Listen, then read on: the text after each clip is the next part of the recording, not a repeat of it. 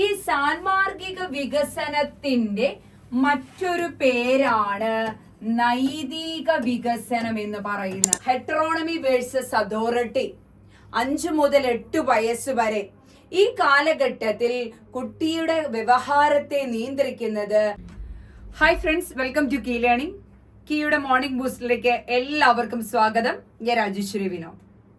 അപ്പോൾ മോർണിംഗ് ബൂസ്റ്ററിൽ ഇന്നലെ നമ്മൾ പഠിച്ചത് എന്താണെന്ന് ചോദിച്ചാൽ സൈക്കോളജിയുമായി ബന്ധപ്പെട്ടുകൊണ്ടുള്ള കുറച്ച് ചോദ്യങ്ങളാണ് അല്ലേ. നിങ്ങളത് പഠിച്ചു, നോട്ട് എഴുതി വെച്ചു, പഠിച്ചു എന്ന് ഞാൻ വിചാരിക്കുന്നു. ഭാഷയും ചിന്തയും എന്ന് പറയുന്ന ടോപ്പിക്കിലെ വളരെ ഇമ്പോർട്ടൻ്റ് ആയിട്ടുള്ള ഒരു സെഷനാണ് കഴിഞ്ഞു പോയത്. ഇന്ന് നമ്മൾ പഠിക്കാൻ പോകുന്നത് കുറച്ച് ഇമ്പോർട്ടൻ്റ് ആയിട്ടുള്ള ഒരു ടോപ്പിക്കാണ് moral development. Okay, moral development എന്ന് കേൾക്കുമ്പം തന്നെ നമ്മുടെ മനസ്സിലേക്ക് വരുന്ന ഒരാളാണ് Lawrence Kohlberg. Okay, Lawrence Kohlberg ചിക്കാഗോയിലെ 72 വെള്ളക്കാരായ കുട്ടികൾക്ക് മുമ്പിൽ തന്റെ ഹെയ്ൻസ് ദിലൈമ എന്ന പ്രശസ്തമായ കഥ അവതരിപ്പിച്ച് 3 രംഗങ്ങളിലായി ചിത്രീകരിച്ച് അതിൽ നിന്നും ചോദ്യങ്ങൾ ചോദിച്ച് കുട്ടികളിൽ നിന്ന് കിട്ടിയ ഉത്തരങ്ങളെ ഗവേഷണം ചെയ്തുകൊണ്ട് 3 തലങ്ങളിലായി 6 ഘട്ടങ്ങൾ, സാൻമാർഗിക വികസന ഘട്ടങ്ങൾ ആവിഷ്കരിച്ച വ്യക്തിയാണ് ലോറൻസ് കോൾബർഗ് എന്ന് പറയുന്നത്. ഓക്കെ, അപ്പൊ ഇന്നത്തെ ക്ലാസ്സിൽ ഞാൻ അതല്ല പഠിപ്പിക്കുന്നത്, പകരം സാൻമാർഗിക വികസന ഘട്ടത്തിലെ മറ്റൊരു വ്യക്തിയാണ് ജീൻ പിയാഷെ. അദ്ദേഹവുമായി ബന്ധപ്പെട്ടുകൊണ്ടുള്ള 4 വികസന ഘട്ടങ്ങളാണ് ഇന്നത്തെ ക്ലാസ്സിൽ നമ്മൾ ഒന്ന് നോക്കാൻ പോകുന്നത്. അപ്പൊ ഒരിക്കൽ കൂടി മോർണിംഗ് ബൂസ്റ്റിലേക്ക് സ്വാഗതം ചെയ്യുന്നു. നമുക്ക് ക്ലാസ്സിലേക്ക് കടക്കാം. പിയാഷെയുടെ സാൻമാർഗിക വികസന ഘട്ടങ്ങൾ. ഈ സാൻമാർഗിക വികസനത്തിന്റെ മറ്റൊരു പേരാണ് നൈതിക വികസനം എന്ന് പറയുന്നത്. ഓക്കെ, നൈതിക വികസനം അഥവാ മോറൽ ഡെവലപ്മെന്റ് എന്ന് പറയുന്നു. ഓക്കെ, ഇനി ഈ മോറൽ ഡെവലപ്മെന്റ്, മോറൽ എന്ന വാക്ക് മോറസ് എന്ന ലാറ്റിൻ പദത്തിൽ നിന്നുമാണ് രൂപം കൊണ്ടത്. മോറസ് എന്ന ലാറ്റിൻ പദത്തിൽ നിന്നാണ് മോറൽ എന്ന വാക്ക് രൂപം കൊണ്ടത് എന്ന് കാണാനായിട്ട് സാധിക്കും. ഓക്കെ, ഇനി നമ്മൾ പഠിക്കാൻ പോകുന്നത് നൈതിക വികസനം അല്ലെങ്കിൽ സാൻമാർഗിക വികസനത്തിന്റെ വക്താവ് ആര് എന്ന് ചോദിച്ചാൽ ലോറൻസ് കോൾബർഗ് ആണെന്ന് കാണാനായിട്ട് സാധിക്കും. ലോറൻസ് കോൾബർഗ് ആണ് നൈതിക വികസനത്തിന്റെ വക്താവ് എന്ന് പറയുന്നത്. അദ്ദേഹത്തിന്റെ പ്രശസ്തമായ കഥയാണ് ഹെയ്ൻസ് ദിലൈമ എന്ന് പറയുന്നത് ലോറൻസ് കോൾബർഗിന്റെ പ്രശസ്തമായ കഥയാണ്. ഇനി ഇവിടെ നമ്മൾ പഠിക്കാൻ പോകുന്നത് പിയാഷെ. ഇത്തരം പോയിന്റുകൾ നിങ്ങൾക്ക് പഠിക്കണമായതുകൊണ്ടാണ് ഞാൻ ബോർഡിൽ എഴുതിയത്. ഇനി പിയാഷെയുടെ സാൻമാർഗിക വികസന ഘട്ടങ്ങളാണ് നമ്മൾ കാണാൻ പോകുന്നത്. ഇദ്ദേഹത്തിന്റെ ഇത്രയും പോയിന്റുകൾ ഒന്ന് പഠിച്ചു വയ്ക്കുക, ചോദിക്കാൻ സാധ്യത ഉള്ളതാണ്. ഓക്കെ, ഇനി പിയാഷെയുടെ വികസന ഘട്ടങ്ങൾ ഏതെല്ലാം എന്നുള്ളതാണ് നമ്മൾ ഇവിടെ കാണാൻ പോകുന്നത്. പിയാഷെ സാൻമാർഗിക വികസനത്തിന് യഥാക്രമം പ്രായത്തിന്റെ അടിസ്ഥാനത്തിൽ 4 ഘട്ടങ്ങളുണ്ട് എന്ന് പറയുകയാണ്. പിയാഷെ സാൻമാർഗിക വികസനത്തിന് 4 ഘട്ടങ്ങൾ ഏജിന്റെ അടിസ്ഥാനത്തിൽ ഉണ്ട് എന്ന് പറയുകയാണ്. അതിൽ ഒന്നാമത്തെ എന്ന് പറയുന്നതാണ് അനോമി എന്ന് പറയുന്നു. ഓക്കെ, ഇനി രണ്ടാമത്തേതാണ് ഹെറ്ററോണമി വേഴ്സസ് അതോറിറ്റി.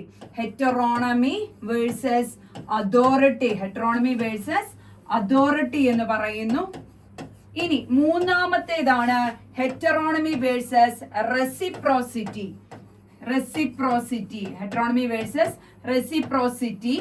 അടുത്തതാണ് ഓട്ടോണമി വേഴ്സസ് അഡോളസെൻസ്. നാലാമത്തേതാണ് ഓട്ടോണമി. ഈ ഹായ് ആണ് കേട്ടോ. ഓട്ടോണമി വേഴ്സസ് അഡോളസെൻസ് എന്ന് പറയുന്ന 4 ഘട്ടങ്ങൾ. Anomie, heteronomy versus authority, heteronomy versus reciprocity, autonomy versus adolescence. ഇതിൽ അനോമി എന്ന് പറയുന്നത് 0 മുതൽ 5 വയസ്സ് വരെയാണ്. ഹെറ്ററോണമി വേഴ്സസ് അതോറിറ്റി 5 മുതൽ 8 വയസ്സ് വരെയാണ്. ഹെറ്ററോണമി വേഴ്സസ് റെസിപ്രോസിറ്റി 8 മുതൽ 13 വയസ്സ് വരെയാണ്. ഇനി ഓട്ടോണമി വേഴ്സസ് അഡോളസെന്റ് 13 വയസ്സ് മുതൽ 18 വയസ്സ് വരെയുള്ള കാലഘട്ടം. അതിൽ ഒന്നാമത്തെ കാലഘട്ടമാണ് അനോമി എന്ന് പറയുന്നത്, 0 മുതൽ 5 വയസ്സ് വരെ. ഓക്കെ, ഈ കാലഘട്ടത്തിൽ കുട്ടിയുടെ സാൻമാർഗിക വ്യവഹാരത്തെ നിയന്ത്രിക്കുന്നത് വേദനയും ആനന്ദവുമാണ്. ഈ കാലഘട്ടത്തിൽ കുട്ടിയുടെ സാൻമാർഗിക വ്യവഹാരം, അതായത് മോറൽ ബിഹേവിയറിനെ ലീഡ് ചെയ്യുന്നത് സാൻമാർഗിക വ്യവഹാരത്തെ നിയന്ത്രിക്കുന്നത് വേദനയും ആനന്ദവുമാണ് എന്ന് പറയാം. സാൻമാർഗിക വ്യവഹാരത്തെ നിയന്ത്രിക്കുന്നത് എന്താണെന്ന് ചോദിച്ചാൽ എന്ത് പറയാം?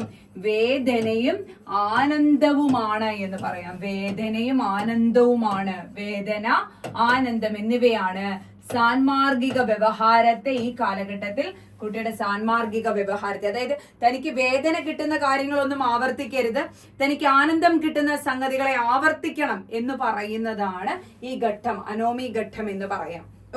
ഇത് സാൻമാർഗികമോ അസാൻമാർഗികമോ അല്ല.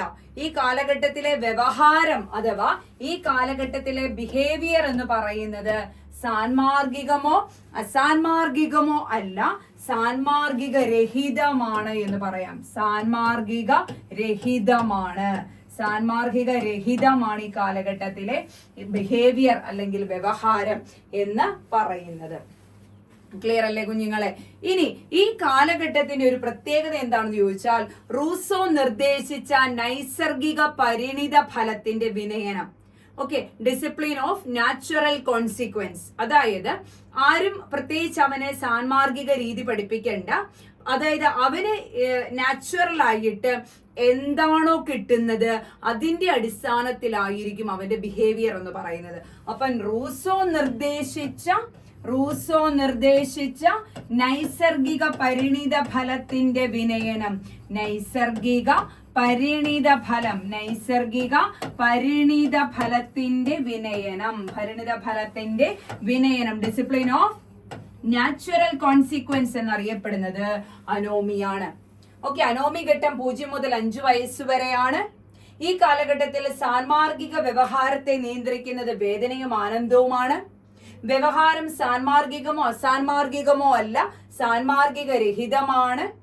ഈ കാലഘട്ടത്തെ റൂസോ നിർദ്ദേശിച്ച നൈസർഗിക പരിണിത ഫലത്തിന്റെ വിനയനം എന്നാണ് വിശേഷിപ്പിക്കുന്നത്. ക്ലിയർ ആണോ കുഞ്ഞുങ്ങളെ? ഇനി അടുത്തതെന്ന് പറയുമ്പോൾ ഹെറ്ററോണമി വേഴ്സസ് അതോറിറ്റി. 5 മുതൽ 8 വയസ്സ് വരെ ഈ കാലഘട്ടത്തിൽ കുട്ടിയുടെ വ്യവഹാരത്തെ നിയന്ത്രിക്കുന്നത് പ്രബലനവും ശിക്ഷയുമാണ്. പ്രബലനവും ശിക്ഷയും. കുട്ടിയുടെ വ്യവഹാരത്തെ നിയന്ത്രിക്കുന്നത് കുട്ടിക്ക് കിട്ടുന്ന പ്രബലനവും ശിക്ഷയുമാണ് അവന്റെ വ്യവഹാരത്തെ നിയന്ത്രിക്കുന്നത്. മുതിർന്നവർ അടിച്ചേൽപ്പിക്കുന്ന ആർട്ടിഫിഷ്യൽ, അതായത് ഡിസിപ്ലിൻ ഓഫ് ആർട്ടിഫിഷ്യൽ കോൺസിക്വൻസ്, കൃത്രിമ പ്രത്യാഘാതത്തിന്റെ വിനയനം എന്നറിയപ്പെടുന്ന ഘട്ടം. കൃത്രിമ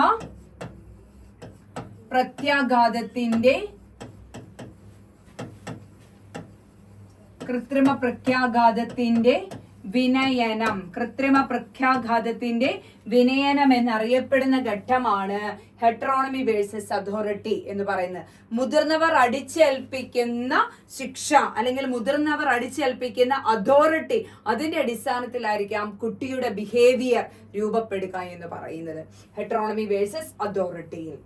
ക്ലിയർ ആണെന്ന് വിചാരിക്കുന്നു. ഇനി മൂന്നാമത്തെ പോയിന്റ് ആണ് ഹെറ്ററോണമി വേഴ്സസ് റെസിപ്രോസിറ്റി. റെസിപ്രോസിറ്റി എന്ന് വെച്ചാൽ പാരസ്പര്യം. ഇവിടെ കുട്ടിയുടെ സാൻമാർഗിക വ്യവഹാരത്തെ നിയന്ത്രിക്കുന്നത് പാരസ്പര്യം. തനിക്ക് വേദന ഉണ്ടാക്കുന്നതൊന്നും മറ്റുള്ളവരോട് ചെയ്യരുത് എന്ന് തോന്നുന്ന ഘട്ടം, മറ്റുള്ളവരെ സമവയ സംഘങ്ങളെയൊക്കെ ഒന്ന് പരിഗണിക്കുന്ന ഘട്ടമാണ് 8 മുതൽ 13 വയസ്സ് വരെയുള്ള റെസിപ്രോസിറ്റി, ഹെറ്ററോണമി വേഴ്സസ് റെസിപ്രോസിറ്റി ഘട്ടത്തിന്റെ പ്രത്യേകത എന്ന് പറയാം. ഇനി അടുത്ത ഒരു പോയിന്റ് ആണ് ഓട്ടോണമി വേഴ്സസ് അഡോളസെന്റ് എന്ന് പറയുന്നത്. പിയാഷെ ഈ ഘട്ടത്തെ നീതിബോധത്തിന്റെ ഘട്ടം എന്നാണ് വിശേഷിപ്പിക്കുക. നീതിബോധത്തിന്റെ ഘട്ടം. പിയാഷെ ഓട്ടോണമി വേഴ്സസ് അഡോളസൻസിനെ നീതിബോധത്തിന്റെ ഘട്ടം എന്നാണ് വിശേഷിപ്പിക്കുക. ഇതിൽ സ്വയം, അതായത് നമ്മൾ എടുക്കുന്ന ഒരു സാൻമാർഗിക വ്യവഹാരം എന്ന് പറയുന്നത് സ്വന്തം മനസാക്ഷിയോട് ചോദിച്ച് ശരിയോ തെറ്റോ എന്ന് മനസ്സിലാക്കിക്കൊണ്ടാണ് കുട്ടി ഇവിടെ ബിഹേവ് ചെയ്യുക, അവന്റെ വ്യവഹാരത്തെ രൂപപ്പെടുത്തുക. സ്വന്തം മനസാക്ഷിക്ക് അനുസൃതമായി അവൻ സാൻമാർഗിക വ്യവഹാരത്തെ രൂപപ്പെടുത്തുന്ന ഒരു ഘട്ടമാണ് ഓട്ടോണമി വേഴ്സസ് അഡോളസെൻസ്. പിയാഷെ ഘട്ടത്തെ നീതിബോധത്തിന്റെ ഘട്ടം എന്നാണ് പൊതുവേ ചോദിക്കുന്ന ഒരു ക്വസ്റ്റ്യൻ ആണ്. പിയാഷെ നീതിബോധത്തിന്റെ ഘട്ടം എന്ന് വിശേഷിപ്പിച്ച സാൻമാർഗിക വികസന ഘട്ടം ഏതാണ്? പൊതുവെ ചോദിക്കുന്ന ഒരു ക്വസ്റ്റ്യൻ ആണ്, പഠിച്ചു വെക്കുക. നീതിബോധത്തിന്റെ ഘട്ടം എന്ന് വിശേഷിപ്പിക്കുന്നത് ഏതാണ്? ക്ലിയർ ആണോ കുഞ്ഞുങ്ങളെ? ഓക്കെ, ഇത്രയുമാണ് പ്രധാനമായിട്ടും പിയാഷെയുടെ സാൻമാർഗിക വികസന ഘട്ടങ്ങൾ. ഓക്കെ, അപ്പൊ അതിൽ ഒന്നാമത്തെ അനോമി, അവിടെ പിയാഷെ പറയുന്നു നിയമവ്യവസ്ഥ ഇല്ലാത്ത ഘട്ടമാണ്, വേദനയും ആനന്ദവുമാണ് അവന്റെ സാൻമാർഗിക വ്യവഹാരത്തെ നിയന്ത്രിക്കുന്നത്. ഓക്കെ, ഇവിടെ പറയുന്നു റൂസോ നിർദ്ദേശിച്ച നൈസർഗിക പരിണിത ഫലത്തിന്റെ വിനയനം എന്നാണ് പറയുക. ഡിസിപ്ലിൻ ഓഫ് നാച്ചുറൽ, അച്ഛൻ അടി തന്നാൽ അത് ചെയ്യൂല, അമ്മ കൊഞ്ചിച്ചാൽ വീണ്ടും അത് റിപ്പീറ്റ് ചെയ്യും. നൈസർഗിക പരിണിത ഫലം, ഡിസിപ്ലിൻ ഓഫ് നാച്ചുറൽ കോൺസിക്വൻസ് എന്നാ പറയുക. ഇനി സെക്കൻഡിലേക്ക് വരുമ്പോഴോ കൃത്രിമ പ്രത്യാഘാതങ്ങളുടെ വിനയനമാണ്. അതായത് മറ്റുള്ളവർ അടിച്ചും വേദനിപ്പിച്ചുമാണ്, ശിക്ഷിച്ചും പ്രബലനം കൊടുത്തുമൊക്കെയാണ് കുട്ടി എന്താണ് കണ്ടെത്തുന്നത്? അവന്റെ സാൻമാർഗിക വ്യവഹാരം കണ്ടെത്തുക. ഓക്കെ, ഇനി മൂന്നാമത്തെ എന്ന് പറയുന്നത് പാരസ്പര്യമാണ്. ഓക്കെ, പാരസ്പര്യത്തിന്റെ ഘട്ടം. തനിക്ക് വേദന ഉണ്ടാക്കുന്ന മറ്റുള്ളവർക്ക് ചെയ്യരുത്. അതുപോലെ തന്നെ കൂട്ട് സമവയ സംഘത്തിനൊക്കെ പ്രാധാന്യം കൊടുക്കുന്ന ഒരു ഘട്ടമാണ്. പിയാഷെ നീതിബോധത്തിന്റെ ഘട്ടം എന്ന് വിശേഷിപ്പിച്ചത് ഓട്ടോണമി വേഴ്സസ് അഡോളസെൻസ്. ഈ കാലഘട്ടത്തിലാണ് കുട്ടി സ്വന്തം മനസാക്ഷിക്ക് അനുസരിച്ച് തന്റെ സാൻമാർഗിക വ്യവഹാരത്തെ രൂപപ്പെടുത്തുന്നത് എന്ന് കാണാനായിട്ട് സാധിക്കും. ഇത്രയുമാണ് പിയാഷെയുടെ സാൻമാർഗിക വികസന ഘട്ടങ്ങൾ എന്ന് വെച്ച് പിയാഷെ തന്നെ, ചിലപ്പോൾ പിയാഷെ വന്നേക്കാം, അല്ലെങ്കിൽ ലോറൻസ് കോൾബർഗിന്റെ വ്യവസ്ഥാപിത പൂർവ്വതലം പ്രീ കൺവെൻഷണൽ സ്റ്റേജ്, വ്യവസ്ഥാപിത തലം കൺവെൻഷണൽ സ്റ്റേജ്, വ്യവസ്ഥാപിത അനന്തരതലം അഥവാ പോസ്റ്റ് കൺവെൻഷണൽ സ്റ്റേജ് എന്നിങ്ങനെ 3 തലങ്ങളിൽ നിന്ന് ആപ്ലിക്കേഷൻ ലെവലിലും ക്വസ്റ്റ്യൻ വന്നേക്കാം. വരും ദിവസങ്ങളിൽ നമുക്ക് ഓൾറെഡി അറിയാം, ഞാൻ പറഞ്ഞിട്ടുണ്ട്, കഴിഞ്ഞ ക്ലാസ്സുകളിലെല്ലാം പറഞ്ഞതാണ്. വരുന്ന ശനിയാഴ്ച നമുക്ക് എന്താണ് ഈ മോർണിംഗ് ബൂസ്റ്ററിന്റെ ഒരു റിവിഷൻ ലൈവ് ഉണ്ട്. ആ ലൈവിൽ നമുക്ക് എന്ത് ചെയ്യാം? ഈ സൈക്കോളജിയുമായി ബന്ധപ്പെട്ട് വരുന്ന ആപ്ലിക്കേഷൻ ലെവൽ ക്വസ്റ്റ്യൻസിനെ ഒരു 19 ക്വസ്റ്റ്യനെ പരിചയപ്പെടാം. അപ്പൊ വിവിധ മേഖലകളുമായി ബന്ധപ്പെട്ടത് കിട്ടും. ബൈലിംഗ്വൽ ആയി തന്നെ ക്വസ്റ്റ്യൻ തരാം. അപ്പൊ ബൈലിംഗ്വൽ ആയി തരുമ്പോ എന്താണ്? കേട്ടിട്ടുകാർക്ക് K1, K2, K3 തത്തുല്യമായി പ്രധാനമുള്ളതാണ്. Okay dears, അപ്പൊ മറ്റ് ക്ലാസ്സുകളുമായി മുന്നോട്ട് പോകാം. ക്ലാസ്സുകൾ ഇഷ്ടപ്പെട്ടാൽ ലൈക്ക് ചെയ്യുക, ഫ്രണ്ട്സിന് ഷെയർ ചെയ്യുക. തീർച്ചയായും നിങ്ങൾക്ക് എന്താണോ ആവശ്യം അത് അതിന് താഴെ കമന്റ് ആയിട്ട് ഇടുക. ഓക്കെ ഡിയേഴ്സ്, അപ്പൊ മറ്റൊരു ക്ലാസ്സുമായി കാണാം. താങ്ക്